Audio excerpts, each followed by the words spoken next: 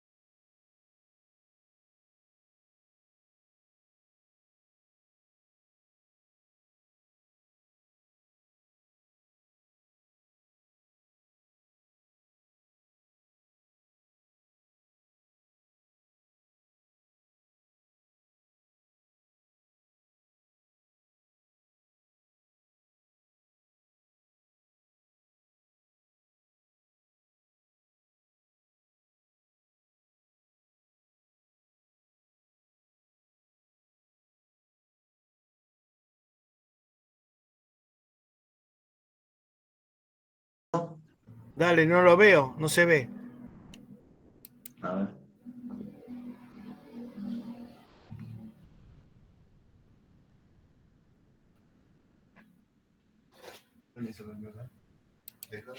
Déjame ver ahí cómo se ve la pantalla. Minimizar eso. Estoy también.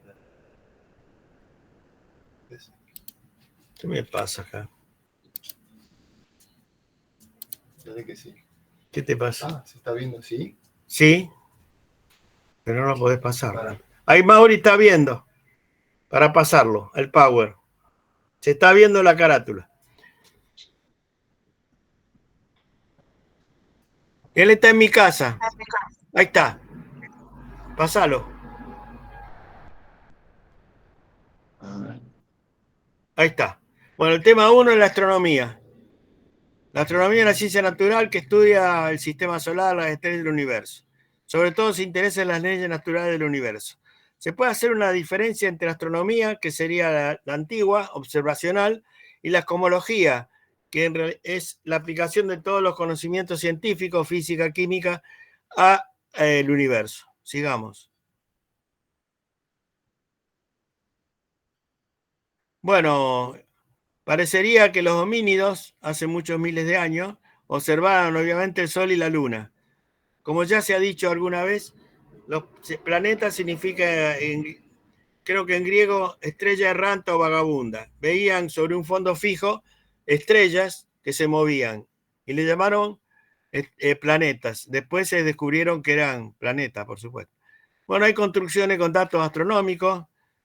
Aristóteles hace 2300 años plantea el geocentrismo, que es lo que parece que pasa, que todo gira alrededor de la Tierra. Aristarco ya plantea el sistema heliocéntrico. Eratóstenes mide el perímetro de la Tierra, ya lo vamos a ver. Hay un método que él usa muy lógico que mide el perímetro de la Tierra, hace 2200 años, y después de Cristo, en el año 100, Ptolomeo inventa un sistema muy complicado para justificar que sea un sistema geocéntrico. Bueno, como comentamos que los chinos vieron aparecer una estrella de día hace 1000 años. Sigamos. Bueno, si uno mira durante un año, como está planteado ahí, a Marte, esas fotos son fotos cada 5 o 7 días durante aproximadamente un año de Marte. Y se ve un movimiento retrógrado, obviamente absurdo, si uno quiere estar, si el sistema fuera geocéntrico. Sigamos. Bueno, Copérnico, en aquella época, ya plantea el modelo heliocéntrico. Como se dice siempre, él plantea el modelo heliocéntrico, pero como un artificio matemático, porque no quería tener problemas con la Iglesia, ni con la Inquisición. Copérnico era un monje, pertenecía a la Iglesia. Bueno, Tycho Brahe fue, hasta ahora se acepta, el mayor observador del universo, del cielo a simple vista. Como hemos ya comentado, y si no lo comentamos ahora, Saturno es el último planeta que se ve a simple vista. Y Kepler, que es semicontemporáneo a Brahe y antes de Galileo, con la observación astronómica de Brahe, a simple vista, plantea las tres leyes de Kepler del movimiento de los planetas. Y como tiene mucha suerte, este hombre ve una supernova en 1604. Bueno, como comentario complementario, nosotros los temas los estamos mandando de a una, ya hemos mandado el tema 1, y como mecanismo no agregamos, hacemos complementos. ¿Qué quiere decir? Cuando tenemos que agregar algo a un tema, no lo agregamos en el texto ya es siempre el mismo. Hacemos un complemento. Típicamente las leyes de Kepler. Hemos agregado en el complemento de la unidad 1, del tema 1, las tres leyes de Kepler con una figura. Sigamos. Bueno, lo que vio Kepler en 1604 actualmente se llama estrella de Kepler, que es los restos de la supernova. Ahí está la foto. Sigamos. Bueno, obviamente aparece la primera observación con un telescopio, o sea, un instrumento óptico que acerca objetos, y aparece Galileo, que en 1609 observa por primera vez el cielo con un telescopio y ve los cráteres de la Luna, la fase de Venus, sobre todo ve los 4 satélites naturales más grandes de Júpiter, y obviamente ahí aparece toda una refutación del sistema geocéntrico. Es muy perseguido, tiene suerte en algún momento porque tiene protección de algunos reyes, etcétera, pero después la protección medio se le acaba, lo amenazan, tenía un antecedente complicado, en 1600 había sido quemado vivo Giordano Bruno insistir en que el sistema, el universo no era geocéntrico. Y después aparece el año que muere Galileo, nace Newton, que plantea ya un estudio matemático del cielo, ¿no? Del sistema solar. Bueno, por supuesto la ley de gravitación y la mecánica celeste. Se dice que Newton no tuvo problema con la Inquisición porque en Inglaterra ya no era católica, era protestante o anglicano. Ahí está marcado el Stellarium, porque el Stellarium es un programa que es muy fácil de tener, que es vidente, aplica las leyes de Newton y sabe todo lo que pasó en el pasado. Y si las leyes no cambian, hasta ahora no cambiaron, puede predecir el futuro. Los astrónomos somos videntes. Sigamos.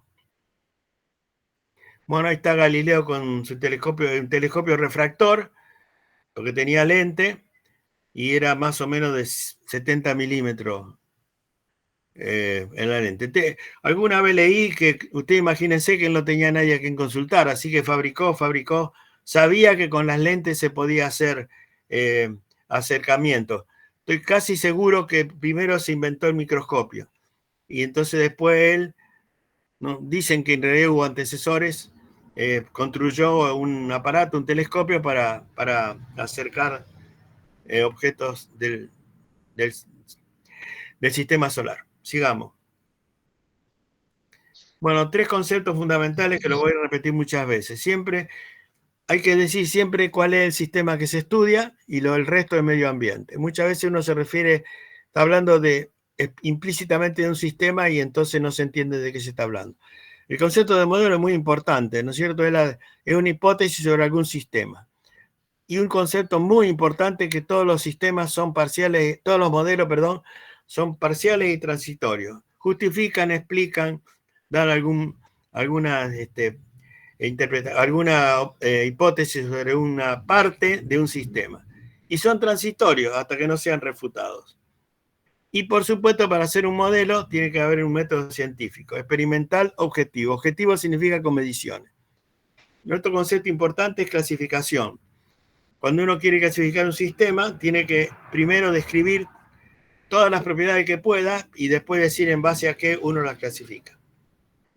Sigamos. Bueno, como historia interesante de la astronomía, en 1670, o sea, 100 años después de Newton, 1600 sí, ya Herschel fabrica un telescopio. Bueno, voy a tener que aclarar. Herschel fabrica un telescopio reflector con espejo que lo había inventado Newton. Esto nosotros lo vamos a ver en el tema 2 que se llama los telescopios. Herschel fabrica un telescopio con espejo que se llama reflector de aproximadamente 70 centímetros, disculpen, de diámetro el objetivo, y con eso, por supuesto, aumenta la detección y descubre Urano por observación. No sé cómo hizo, debe haber estado mucho tiempo mirando y ve una estrella errante, un planeta que a simple vista no se ve, y descubre Urano. Nosotros, con Mauricio, sabemos que es reflector de Newton porque Herschel está en la punta del telescopio mirando por el ocular. Insisto que en el tema 2 se va a ver esto. Bueno, sigamos. Bueno, Urano, ahora sabemos que tarda 84 años aproximadamente en dar una vuelta. Empezaron a estudiar Urano y en 60 años, o sea, 2/3 de su órbita alrededor de la Tierra, del Sol, no cumple con las leyes de Newton. Obviamente no puede ser. O sea, porque las leyes de Newton son para, ya lo vamos a ver, para los cuerpos sistemas macroscópicos. Así que, ¿qué hacen unos matemáticos? Esto es muy significativo. Unos matemáticos dicen, Urano no cumple con la ley de Newton porque tiene un planeta después que perturba la órbita de Urano. Hacen todos los cálculos, 1840, 42, y dicen para que se justifiquen, se expliquen el movimiento de Urano, tiene que haber otro planeta, y descubren la masa y la posición. Y le dicen a un astrónomo alemán, si la memoria no me falla, está todo en el apunte, que mire en un lugar del cielo tal día, tal hora, y descubren Neptuno. ¿Quién iba en 1846? ¿Quién iba a dudar de Newton? Y esto es una excelente verificación del método científico. Continuemos. Así que el octavo planeta, que es Neptuno, se descubre aplicando las leyes de Newton. Bueno, ¿qué pasó? En el siglo XIX se conocían las reglas, las leyes empíricas de los gases ideales, Boyle y Gay-Lussac, y alguien dice que, bueno, Newton se cumple en todos lados y también las moléculas. Los gases están, el aire, los gases están formados por moléculas, partículas eléctricamente neutras, también cumple con las leyes de Newton. Y entonces plantean un modelo, que se llama cinético molecular, donde para justificar matemáticamente el comportamiento experimental de los gases que ya se conocían. Pero para hacer eso tuvieron que adoptar, porque se hablaba de la cantidad de movimiento, masa por velocidad de una molécula, tenían que saber la velocidad de la molécula. Y es la primera vez que se aplica la estadística a un sistema físico. Maxwell y Boltzmann plantean la estadística, calculan las isotérmicas de las velocidades de las partículas y da una ley no gaussiana, etcétera, etcétera. Adoptan una velocidad promedio de las moléculas que se llama velocidad cuadrática media, y cuando aplican la ley de Newton a ese sistema, le da que justifica que coinciden con las leyes experimentales de Boyle-Mariotte y de Gay-Lussac. Así que no solamente en el macromundo, en el universo, se cumple la ley de Newton, sino en el sistema microscópico.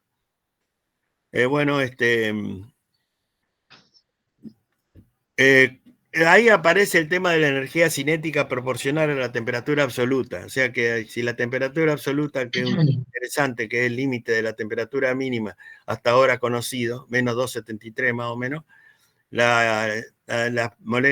partículas se detienen. Bueno, no importa, sigamos. Bueno, así que, para hacer el comentario anterior, ¿quién iba a dudar en el siglo XIX de Newton? Bueno, la velocidad de la luz fue medida. Dicen que Galileo lo quiso hacer, pero se dio cuenta que su método no servía porque pusieron dos luces, qué sé yo. No tenía cómo medir distancia y tiempo. Pero Roemer, fíjense, en 1680, contemporáneo de Newton, después de Galileo, se ve que Roemer estudiaba los satélites de Júpiter que había descubierto Galileo, y midiendo el periodo de Io. Io es el que está más cercano a Júpiter, tarda un poco más de 40 horas en dar una vuelta. Él medía el periodo cuando aparecía y él empezó a tener problemas. El periodo no le daba siempre igual. No podía ser. ¿Cómo? El Io iba a acelerarse o retardarse. Bueno, increíblemente Roemer se dio cuenta que él estaba mirando el satélite de Júpiter con una diferencia de posición entre oposición y conjunción. O sea, él medía el tiempo cuando estaba cerca de Io y después de 6 meses cuando estaba lo más alejado. Como ya en aquella época se conocía la UA, o sea, la distancia del Sol a la Tierra, él midió el diámetro, o sea, 2 veces la distancia del Sol a la Tierra, y lo dividió por el tiempo y le dio prácticamente la velocidad de la luz. Un poco menos, 270. Estos datos están en el material.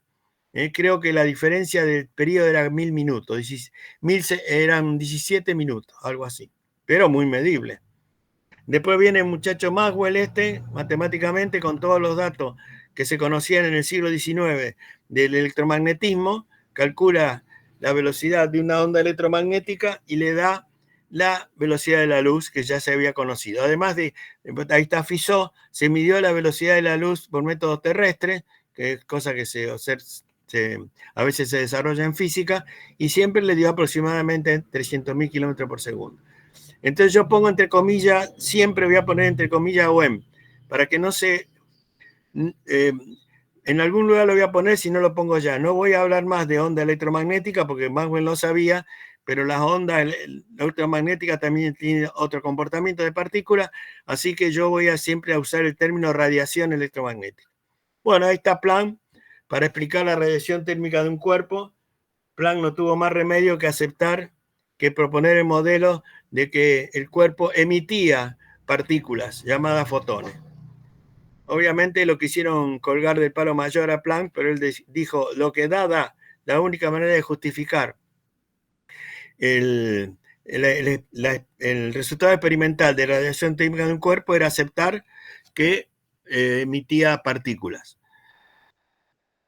Como todos sabemos, la energía proporciona la frecuencia. Como ya se ha comentado alguna vez, si no lo comento ahora, en aquella época, antes de 1900, se le llamó la catástrofe ultravioleta, porque todos los modelos del siglo XIX decían que a medida que aumentaba la frecuencia, aumentaba la energía, y el resultado experimental fue opuesto, no distinto, opuesto.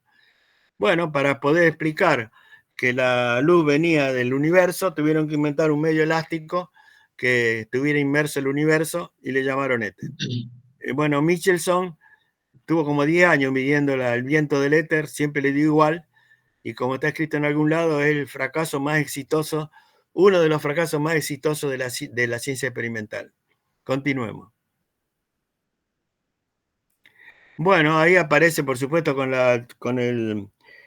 la inexistencia hasta ahora del éter, Einstein plantea la teoría relativa de la especial de la relatividad en 1905, con sistema con velocidad constante, y plantea que la velocidad de la luz es un límite independiente del observador, es un límite de la velocidad del universo, etcétera, etcétera, etcétera. Pero ¿qué pasaba? Habían medido en aquella época, no sé cómo hicieron, el periodo de Mercurio, y el periodo de Mercurio, del planeta más cercano al Sol, no cumplía con las leyes de Newton. Así que hicieron algo parecido. Dijeron, debe haber otro planeta que le llamaron Vulcano para poder justificarlo.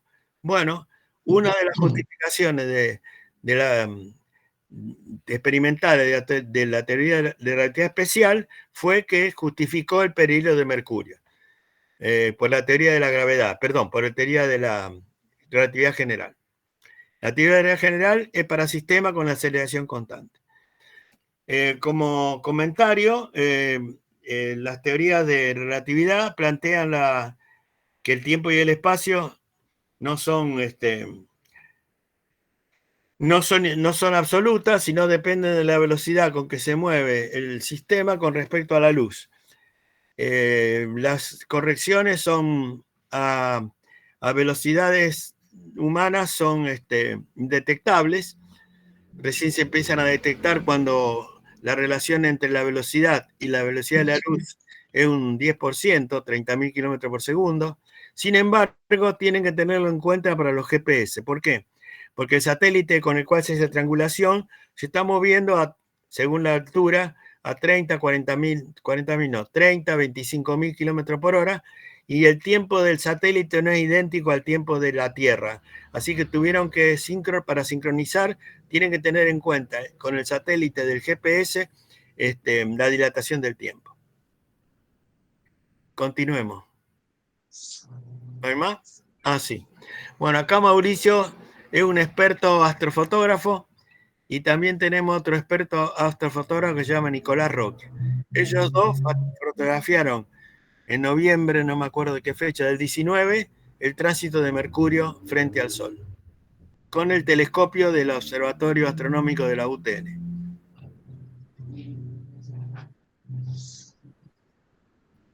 El último, ¿no? Sí, esta es la última. ¿Hay alguna pregunta, algo? ¿Comentario?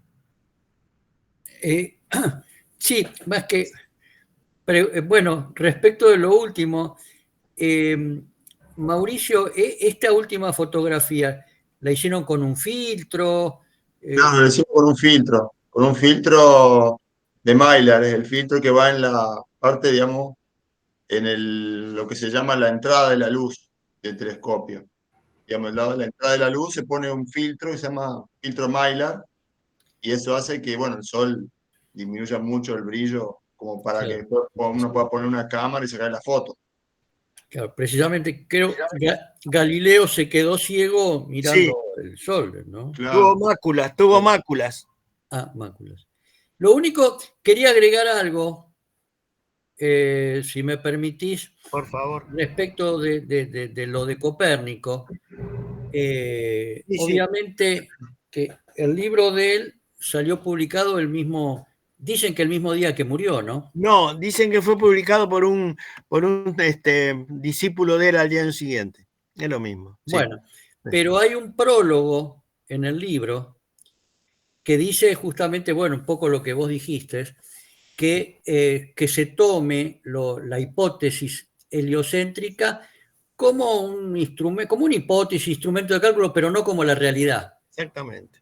Lo que sabemos es que ese prólogo no lo escribió Copérnico. Ah, ¿no? No, lo escribió un tal un amigo de él llamado Osiander, que pasó a la historia únicamente por eso, en donde dice justamente que no se lo debe tomar como parte de la realidad, sino como un instrumento de cálculo, la hipótesis que en este libro se va a plantear.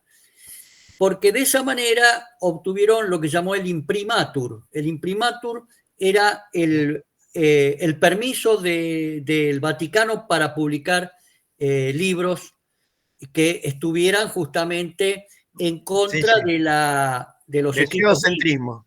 Claro, ¿por qué? Porque en varios lados, en el Antiguo Testamento en realidad, aparece que Jehová creó el mundo y lo colocó, la tierra, y la colocó en el centro del universo y fija. Eso, yo tengo ahí justo cuál es el palabra, el lugar de la Biblia en donde está. Por lo tanto, era una herejía total, ¿no? En esa época. Y también lo que hay pero uno empieza a leer el libro de Copérnico, que se llama sobre la revolución celeste, y ya en la quinta o sexta página vos te das cuenta con qué ímpetu lo coloca la hipótesis heliocéntrica. Es decir, evidentemente se ve que era un heliocentrista convencido. Sí. Pero bueno, gracias a eso lo publicaron. Sí, dice que no se dieron bien cuenta de lo que estaban haciendo porque no lo prohibieron. Recién en 1822 lo prohibió ¿cómo se llama? El índice, no sé cómo era, de los libros prohibidos. Sí.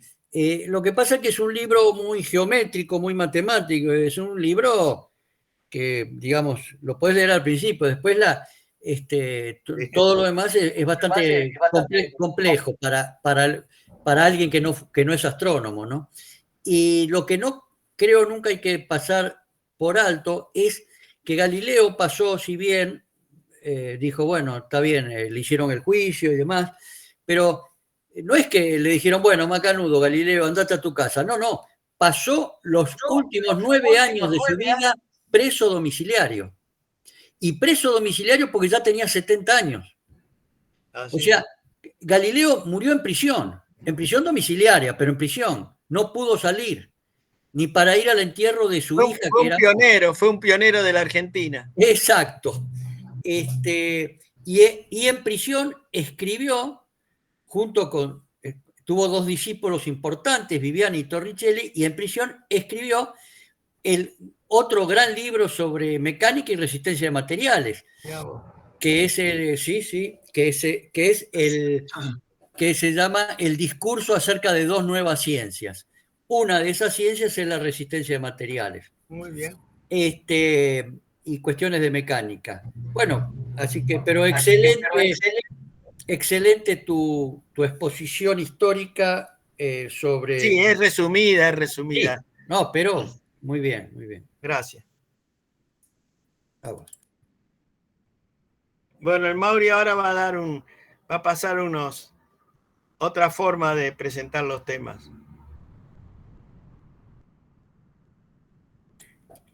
Si me permitís una última. ¿Cómo no? También Galileo, mirando al sol, que por eso quedó ciego, descubrió las manchas solares y por lo tanto la rotación del Sol sobre su eje, porque vio cómo se corrían las manchas solares. Eso también lo descubrió Galileo. Dice que yo una vez dije, ¿cómo sea para mirar el sol? Cuando estaba nublado, en el atardecer, o sea, imposible mirarlo cuando estaba radiante.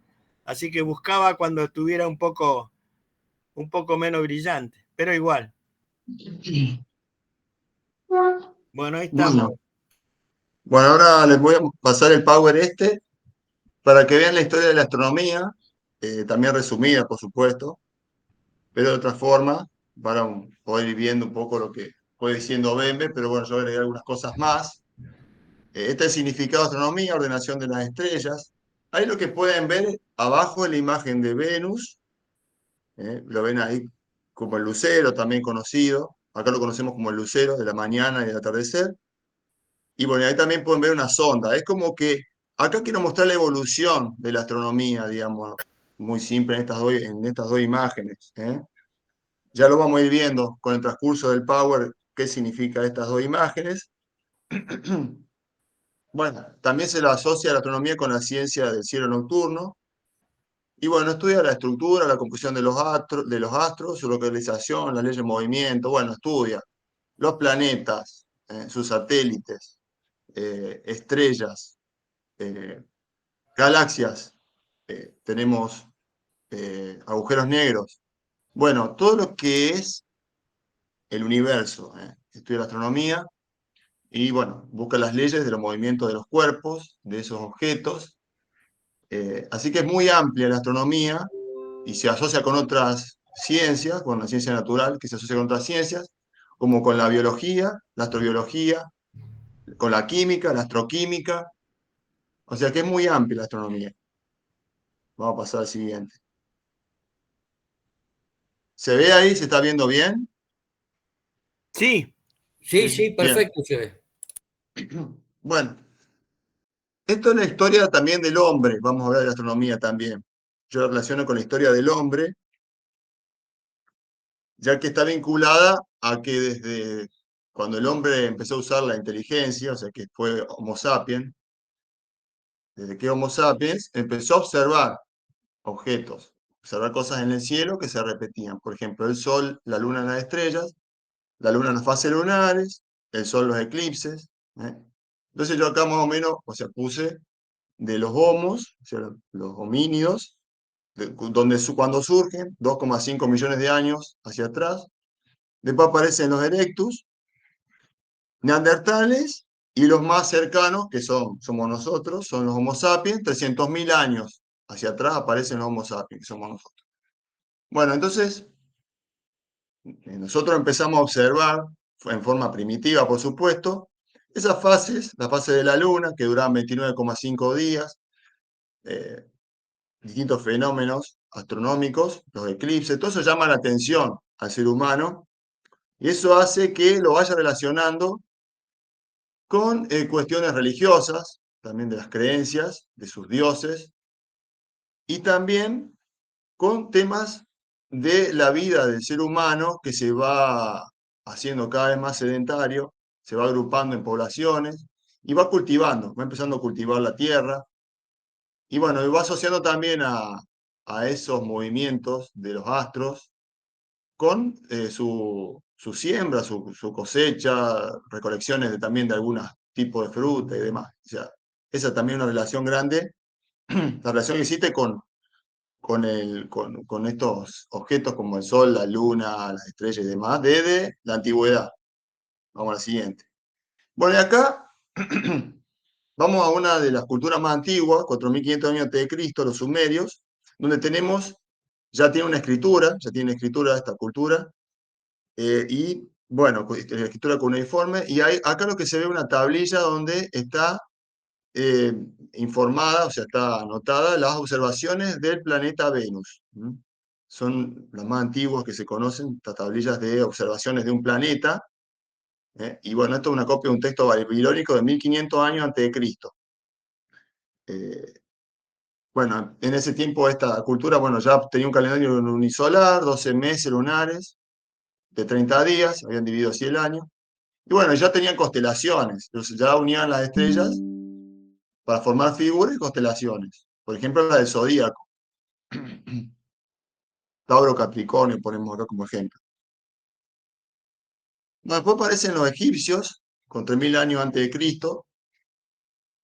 Bueno, y esta cultura también muy avanzada para la época hace, bueno, las pirámides que son todas, son muy conocidas, o sea, conocidas por la gran tecnología, o sea, el gran avance que tenían para poder haber hecho estas estructuras, que bueno, estas son las tres pirámides más grandes de Egipto, las de Giza. Bueno, la pirámide de Keops es gigante, tiene 140 metros de altura y está muy bien construida. O sea, y está alineada, por eso tenían gran conocimiento de astronomía los egipcios, porque está alineada perfectamente con la línea norte-sur, con el eje norte-sur, o sea, la línea norte-sur geográfica, ¿no? El norte-sur, la línea geográfica, no el magnético, sino la línea geográfica. Bueno, seguramente usando estrellas, porque conocían el cielo, entonces usando las estrellas se cree que se alinearon las pirámides. También bueno, tiene un calendario solar de 365 días y tenían a Sirio que lo observaban, a Sirio, y lo observaban más que todo cuando era julio, que estaba en el amanecer. Ahí ya ellos sabían que iban a irrigarse los campos con la crecida del Nilo, o sea que usaban a Sirio para cosechar o para sembrar, o sea, ellos tenían presente la posición de Sirio para sus cosechas y siembra y demás. Bueno, y las pirámides están alineadas con algunas constelaciones. Hay teorías de arqueólogos que la alinean con constelaciones por el tema de que, bueno, los faraones tenían esa creencia de ir hacia las estrellas cuando morían. Y bueno, entonces, bueno, era como una ascensión al cielo por la pirámide y bueno, están alineadas hacia ciertas constelaciones. Bueno, acá otro monumento antiguo, también astronómico, de 2000 años antes de Cristo, su construcción se la data. Esto está en Inglaterra, en el sur de Inglaterra es Stonehenge. Tiene un diámetro de 30 metros, bueno, se usaba aparentemente para ceremonias. También se pueden alinear solsticios, ahí en ese lugar se pueden alinear los solsticios y equinoccios en este observatorio, digamos. Bueno, vamos a una cultura también acá latinoamericana, o sea, de americana, los mayas, en México. Esta cultura también hizo muchos monumentos, pirámides y demás. Y tiene acá un observatorio que se llama el Caracol en Chichén Itzá. Bueno, en este caso también seguían eclipses, tenían movimiento de Venus, podían ver la posición del Sol también en los solsticios. O sea, utilizando entradas de luz en el observatorio y proyecciones de luz en algún punto del mismo observatorio, podía identificar el momento de un solsticio. ¿Eh? Sería así más o menos como se utilizaban esos observatorios. No es que hayan tenido un telescopio, era todo por observaciones de la luz donde daba en determinado día en el mismo observatorio. Bueno, esto están los aztecas también, que tenían muchos datos astronómicos, y bueno, esa se llama Piedra del Sol, y ahí están puestos el conocimiento que tenían astronómicos esta cultura. Tiene 25.000 kilos, bueno, está muy bien hecha esa piedra. Bueno, y ahora vamos a los griegos. Vamos a la cultura griega, y bueno, aparece Aristóteles en el 300 a.C., y bueno, plantea el sistema geocéntrico, con esferas, el sistema solar con esferas perfectas, plantea los 4 elementos, aire, agua, tierra, fuego, para formar todo lo existente. Bueno, esa sería más o menos la teoría que tenía Aristóteles del universo. Y bueno, después aparece Aristarco, un poco más cerca de nuestra era, un poquito más cerca de la era de nuestra, en el 200 años antes de Cristo, más o menos. Y él ya plantea sistema heliocéntrico, o sea, geocéntrico, tierra-centro, primero Aristóteles. Y él plantea el sistema heliocéntrico con el Sol al centro del sistema solar, al centro del universo. Y ya pueden calcular aproximadamente la distancia Tierra-Luna, Tierra-Sol. Después aparece Eratóstenes, Y él, Eratóstenes, ya lo vamos a ver en otro capítulo más adelante, en el capítulo de la Tierra, puede calcular la circunferencia de la Tierra y aproximadamente da con un valor bastante cercano al real, 40.000 kilómetros. Bueno, utilizando un poste con la sombra, eso después lo vamos a ver, cómo hace Eratóstenes en esa época para calcular la circunferencia de la Tierra. Bueno, y ahora después vamos a Ptolomeo, nos vamos acercando más, ya estamos en nuestra era, porque es el 100 después de Cristo. Bueno, y acá él toma como referencia a Aristóteles para su sistema geocéntrico, y bueno, pone los planetas en esferas perfectas, alrededor de la Tierra. Bueno, fíjense que hay un diagramita ahí que se ve la Luna, donde está ubicado Venus, todo alrededor de la Tierra en esferas perfectas. Y bueno, calculando en ese tiempo, se vuelve a calcular la circunferencia de la Tierra y da 29.000 kilómetros, un valor errado al real. Y bueno, acá nosotros ponemos a Colón, que sigue un paralelo 28, el paralelo 28, y en realidad él pensaba llegar a las Indias porque la distancia que se había calculado era menor de la circunferencia. Entonces también esa idea de haber llegado a América, en vez de haber llegado a América, o sea, él pensó a las Indias por la distancia, porque se calculaba una circunferencia menor de la Tierra. Después está, bueno, este sería el sistema ptolomeico, lo que ven ahí. Y acá está la supernova, que ahí me la mencionó. Las supernovas son estrellas que explotan y que pueden brillar en el día, o sea, se pueden aparecer en el día esa estrella. En este caso, esta estrella estuvo visible medio año, así que bueno, y fue vista por los chinos, fue vista en Europa, bueno, en Egipto. Eh, esta es una foto del telescopio espacial Chandra. Por eso vemos también que los chinos tenían nociones de astronomía y tenían registro de estas cosas, porque también aparece en la supernova registrada por los chinos, esta también, la del 1054. Esta estuvo visible 20 días y en las noches estuvo 650 días visible. Una estrella que normalmente no se ve muy poco, aparece de golpe muy brillante. Lo que se forma una nebulosa, esta que se llama nebulosa de Cangrejo, y está a 7.000 años luz. Ya podemos ver lo que es la distancia años luz, bueno, está muy lejos. O sea. Pero bueno, esta imagen es el telescopio espacial Hubble.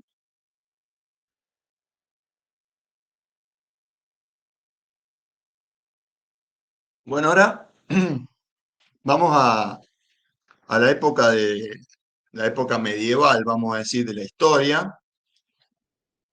Y acá, bueno, ya estuvo mencionándose a Nicolás Copérnico, bueno, ahí estuvieron comentando Bembe de todo este tema.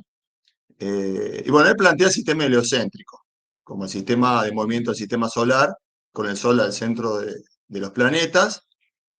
Y bueno, y tenía que, para poderse comprobar esto del sistema heliocéntrico, había que tener observaciones astronómicas para verificar todas estas teorías.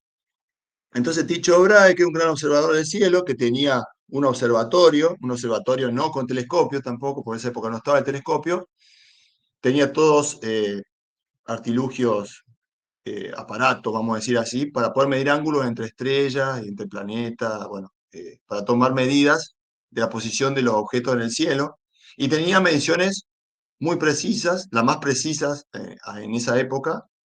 Entonces, bueno, aparece también Kepler en esa misma época, estudiando el movimiento de los planetas, queriendo determinar el movimiento de los planetas, y bueno, Tycho Brahe necesitaba también esas observaciones darle un aporte a la ciencia, digamos, decirle.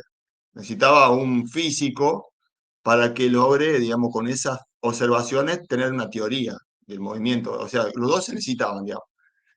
Entonces, Brahe lo invita a su corte para trabajar con él, y bueno, no se llevan bien aparentemente, hasta que, bueno, se pelean, y bueno, Kepler decide irse, y luego, con la muerte de Brahe, que sigue en relación con Kepler con Brahe, todas esas observaciones pasan a mano de Kepler.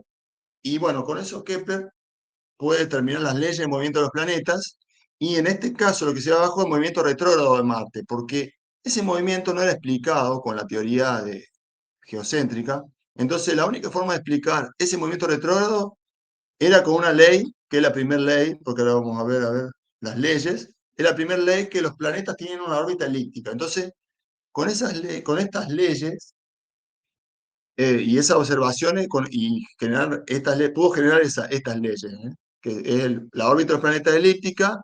Después, el radio vector de un planeta que barre áreas iguales en tiempos iguales. Esto da que el planeta, cuando se acerca al Sol, acelere su velocidad y cuando está en la parte más lejana se ralentiza, o sea, va más lento, tiene menos velocidad. Esto después hay un grafiquito en el material, lo van a ver bien en el material, está bien explicitado estas leyes, para que quiera conocer un poco más, pero bueno, en definitiva sería eso que va más lento el planeta cuando pasa por el perihelio. Perdón, va más rápido el planeta cuando pasa por el perihelio. Y después está el cuadrado del periodo orbital, es proporcional al cubo de la distancia media del planeta al Sol. Esto significa que los planetas, cuanto más alejados están del Sol, más lento se mueven. O sea, más tiempo tarda en dar una órbita. Así, bueno, cualquier duda, o sea, cualquier cosa que quieran saber más, está en el material. Estas 3 leyes. Una pregunta, Bueno, ¿dónde se encuentra el sí. material ese para poder ampliar la información? Se les ha pasado por mail, tengo entendido. Perdón, si vos está anotado, disculpen, ¿no? Tengo entendido que Jason recibe, cuando se inscriben los asistentes, tienen que poner el correo. Sí. Tengo entendido que Jason le envía a todos los correos el material que yo le enviamos a Jason. Nosotros todo el material lo enviamos a Jason. Claro, pasa que hay un solo, por lo menos a mí me llegó un solo PowerPoint, que es el primero que expusieron. Después este no está, por ejemplo, no lo tengo. No, no, lo va a mandar, me lo va a mandar, no está. Lo que está Esto lo voy a mandar ahora, a partir de ahora, de hoy. A partir de ahora el Power del Mauricio va a ser difundido. Gracias. Dale, gracias. Bueno, acá aparece Galileo Galilei, que ya fue mencionado por Bembe. Bueno, fue el primero que miró al cielo con un telescopio de su construcción y observó, bueno, satélites de Júpiter, manchas solares, cráteres de la Luna. Bueno, hizo un hito, digamos, hacer el telescopio utilizando un diseño de un larga vista, vamos a decir, que ya había sido inventado muy, muy cercana a esa fecha, antes de 1600, ahí 1600 y algo. Bueno, utilizó ese telescopio, ese larga vista y lo modificó para poder ver el cielo, para poder ver las estrellas, los planetas y demás. Entonces, con todo esto, Galileo empezó a ver que no era todo perfecto, como decía las teorías de Ptolomeo, de geocentrismo. Entonces, la Luna tenía cráteres, el Sol tenía manchas, no era perfecto. Entonces, y bueno, se verificaron también las leyes de Kepler. Y bueno, tuvo que empezar a plantearse las materias de la Iglesia, como ya estuvieron mencionando, que el sistema era heliocéntrico de movimiento de los planetas en el sistema solar. Pero bueno, tuvo que abjurar en 1633, y bueno, como mencionaron, terminó preso, domiciliario y todo como lo estuvieron comentando recién, la historia de Galileo. Bueno, después aparece Isaac Newton, que plantea la ley de gravitación universal, y fue el inventor del telescopio reflector, y era anglicano, ya lo explicaron bien, era anglicano porque, bueno, él no pertenecía a la Iglesia Católica, estaba en Inglaterra, entonces tenía otro culto, así que, bueno, se salvó, digamos, de la Inquisición. Bueno, y ahí es el Principio de Matemática, el libro que publica con la ley de gravitación universal. Después venimos acá, bueno, esto para que vean lo que dijo Bembe de Roemer, que ahí está Júpiter con Io. Júpiter tiene 4 satélites que son los más grandes, porque tiene un montón de satélites, tiene más de 100, pero 4 son los satélites descubiertos por Galileo Galilei: Io, Europa, Ganímede y Calisto. Io es el más chiquito de estos 4 y el que está más cerca de Júpiter. Bueno, gracias al seguimiento del periodo de Helio, del periodo de Io, bueno, Roemer determina la velocidad de la luz en forma aproximada. Bueno, y acá está Christian Huygens. Bueno, es un astrónomo, físico, matemático, inventor. Él se da cuenta que el anillo de Saturno no eran lunas, ni era un anillo que tenía alrededor del planeta de Saturno, y descubre Titán, que es el satélite más grande de Saturno. Bueno, después aparece Herschel, que estuvo mencionado, Ben me lo mencionó, con el telescopio reflector, ya vamos a ver después que hay un reflector y un refractor. Descubre Urano en 1781. Y bueno, después tenemos Galle, que descubre, en realidad es un descubrimiento teórico de Neptuno, como ya se explicó, ya que, bueno, por el seguimiento de Urano se dieron cuenta que no seguía las leyes de Newton, entonces ya se dieron cuenta que existía otro planeta, debería existir otro planeta que lo estaba influyendo Urano. Entonces, bueno, buscan a Neptuno con datos de matemáticos de la posición que tenían que tener y lo encuentran en 1846. Bueno, acá aparece la teoría de la relatividad. Bueno, como ya explicó bien Ben, esto lo explicó bastante él, con el electromagnetismo, las ondas electromagnéticas, que bueno, en realidad vamos a hablar de radiación electromagnética, porque la onda, las radiaciones electromagnéticas son ondas y partículas al mismo tiempo, según se comportan de las dos formas. Pero bueno, en ese tiempo eh, tenían que explicar cómo se movía la luz, y la forma de explicarla, que la luz se movía por un medio elástico, que debería existir, un medio elástico que se llama el éter, es un medio hipotético que debería existir el éter. En ese tiempo se planteaba eso. Pero bueno, luego quisieron realmente descubrir a ver si existía o no el éter, entonces Michelson y Morley descubren que en realidad no existe el viento del éter, o sea que el éter no existe.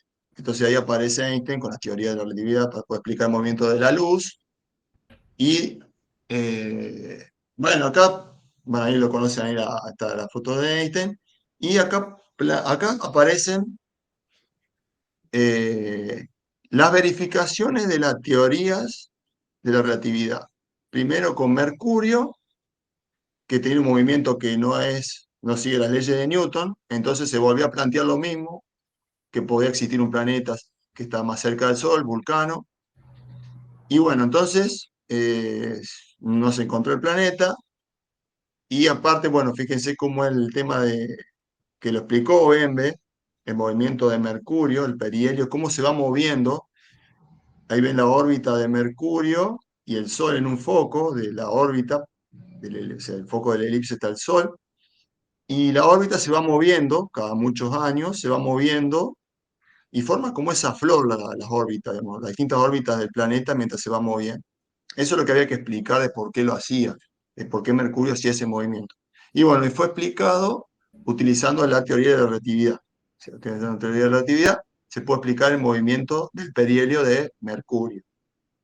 Y la otra verificación de la teoría de la relatividad, porque también es la teoría de la relatividad de la deformación de la masa, la deformación del espacio y el tiempo.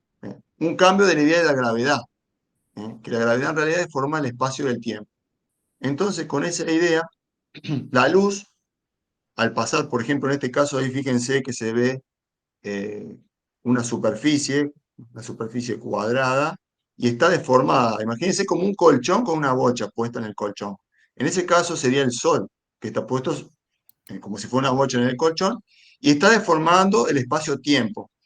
Entonces, según la teoría de la relatividad, la luz de una estrella que pasa cerca del Sol debería cambiar su trayectoria siguiendo esa deformación espacio-tiempo. Entonces eso es lo que había que verificar para comprobar la teoría de Einstein. Entonces, utilizando un eclipse de Sol, fíjense abajo, en la foto de abajo, un eclipse, cuando la Luna se interpone entre el Sol y la Tierra, se produce este eclipse. Entonces, en ese caso se ve la corona, lo que ven ahí blanco, de la corona solar, la corona del Sol.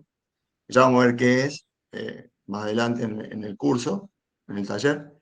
Bueno, y también se aprecia se llega a ver muy poco, pero bueno, está en la imagen, puntitos que son las estrellas que están con dos líneas mostrando la posición de esa estrella en la foto.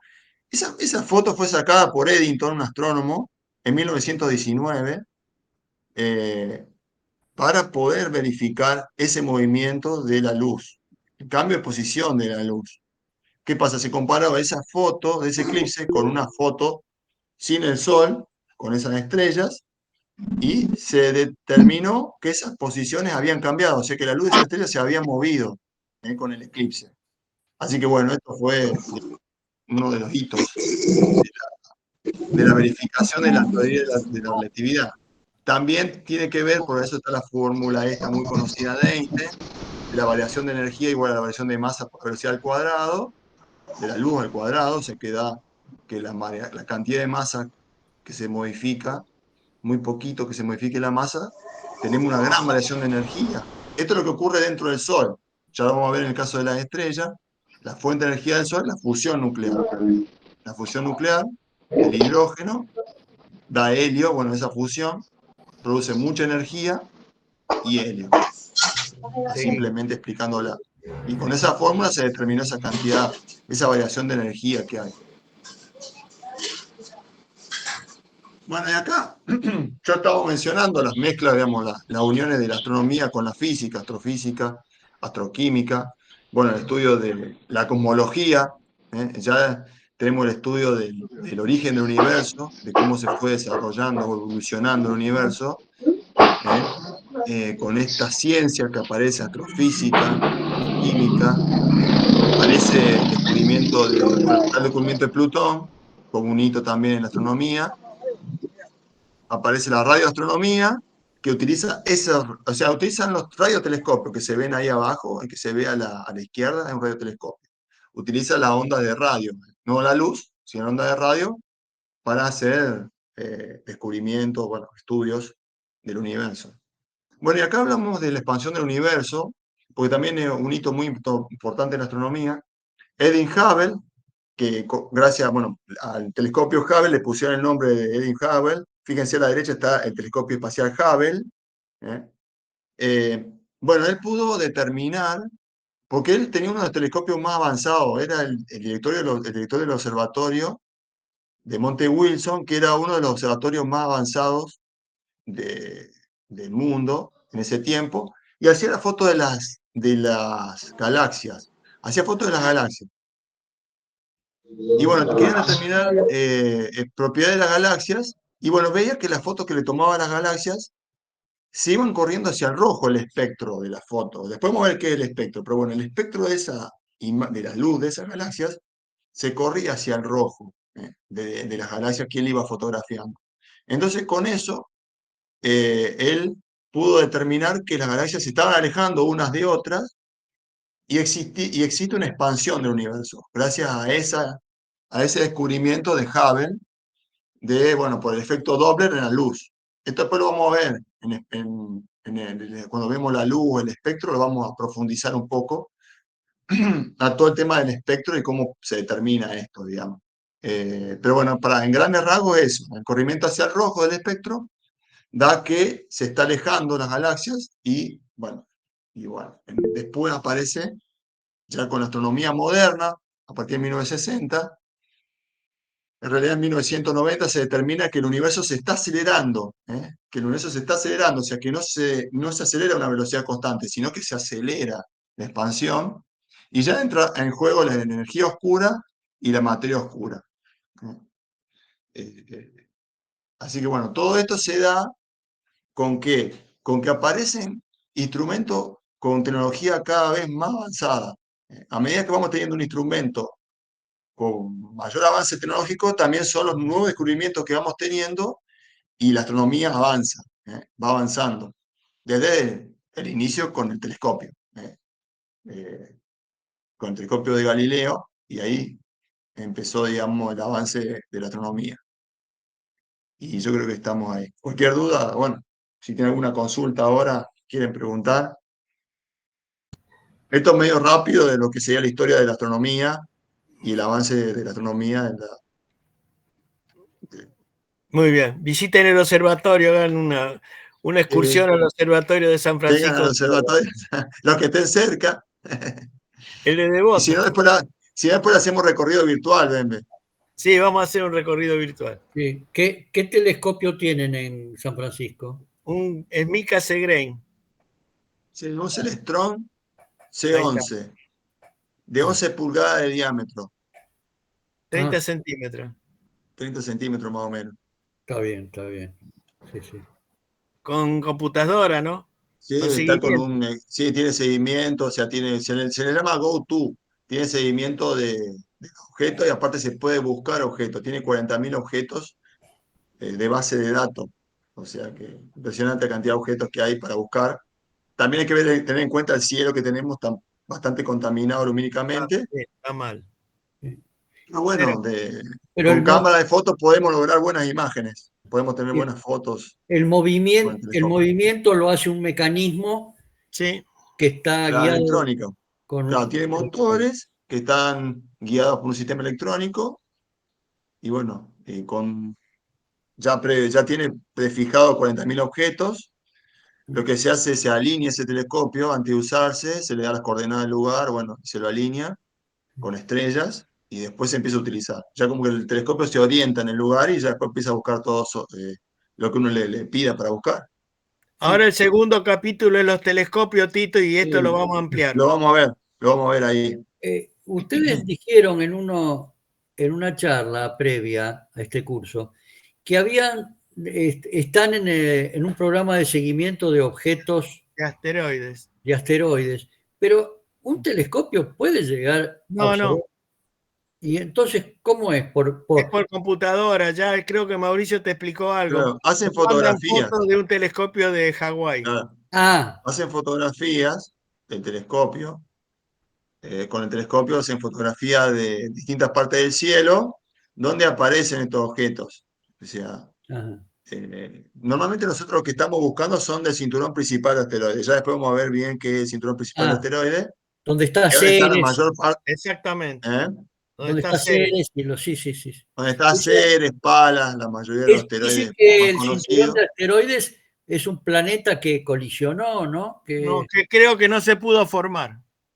Que no Las sé. teorías apuntan a algo que no se pudo formar, como que son restos del sistema solar que quedaron ahí en ese lugar y no se pudo formar un objeto. O sea, por la velocidad que tenían los distintos Claro, De fragmentos de esto, no Júpiter. se pudieron unir. claro. Esa es la teoría más aceptada y quedaron ahí Perdón, dando vueltas. Francisco Pedroso había levantado la mano. No sé si me está escuchando. Sí, pero creo que después la bajó. Capaz No que sé. Francisco Pedroso no está. no. Quería, a ver si está. Pero me parece que fue un Bueno, error. bueno, no importa, no importa. Si me está escuchando, creo que quería hacer una consulta o algo así. Pero bueno, ahí cerrando el tema de los asteroides, porque él preguntó cómo hacíamos, con esas fotos, con una cámara que tiene una cámara CCD muy, muy sensible, con un Sí, está. telescopio que tiene varios metros de diámetro, logra hacer fotos de objetos muy, muy tenues, que ya vamos a ver más adelante, cómo se clasifican por el brillo esos objetos, y las magnitudes, vamos a adelantar un poco, son algo de alrededor de 18, 19, y para que tengan en cuenta el brillo de eso es muy tenue, porque lo que se puede ver como máximo a simple vista es magnitud 6. Eh, Ajá, Así que eso estamos llegando a ver magnitud 18 o 20 con un telescopio y una foto, que a simple vista no se podía ver, ni claro. con un telescopio, con el ocular, por supuesto.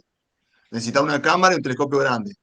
El radiotelescopio es más bien usado para la parte de detección de cuásares, Claro. pulsares, cuasares, todos esos El objetos. radiotelescopio ve luz no visible. Eso es lo que detecta. Ah, bien. Claro, Exactamente. Claro, un rango de frecuencia más allá del espectro Claro, visible. claro, exacto. puede ser infrarrojo o ultravioleta. Claro. Tito, y hasta 1930, que Mauricio puso la fecha, la astronomía era solamente óptica. Claro, sí, los radiotelescopios Ah, son a posteriori. para ahí cerrar el Exactamente. telescopio ahí. Sí. Sí, sí, sí. Bueno, Acá, Fernando Pedroso, bueno, discúlpame, creo que está. No sé si me está escuchando. Bueno, no importa. bueno, te Bueno, yo agradezco. también.